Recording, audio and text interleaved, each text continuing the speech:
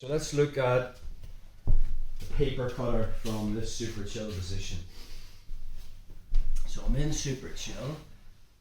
Obviously, Matthew's main defensive arm will be his right hand. We'll not talk about that yet, but what he wants to do is tuck his chin and be looking away from me, near side. So if I try to cup his shoulder and push down, it's just not going to happen. So I'm going to be using the back of my hand. It's just going to enter, and now I use that to turn his chin up, and then I just curl my wrist, and I'm after the shoulder line. The problem is when I do that, as I find that, he just turns away again.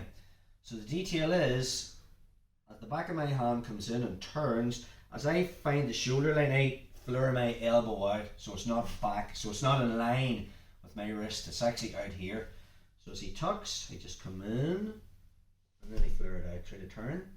Now from here, most people go straight down with their elbow to the mat, as in a guillotine, and yes, you're going to get a tap, but to get a better connection, I'm going to go deeper on his shoulder with my left hand, and think about the angle of his jawline, his left side of his jaw. I'm going to be making a connection with my forearm against that jugular, and then from that position I'm going to be punching my left hand to the mat. You find when you get this, it's a combination of blood and air. Sometimes when you're just leaning on someone's larynx or chin, it's just a panic, and they'll panic a lot more because they can't breathe.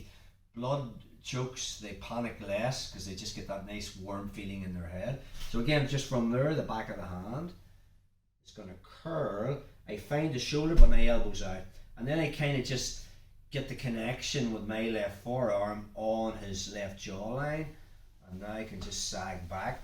Now what's going to happen is, especially if I'm here doing this, his main defensive hand, as I go to do it, will push in my elbow. So two options from here. One, I let him push it, and then I just find it, push it down, and I kind of got him in a crucifix.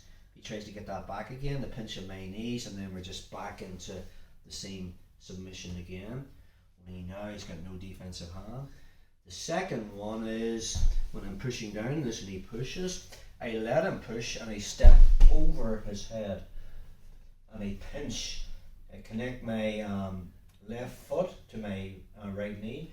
Try to get your arm back, Matthew. And then from there, his arm's underneath my armpit. I just find his elbow, bring my elbow back to my lat.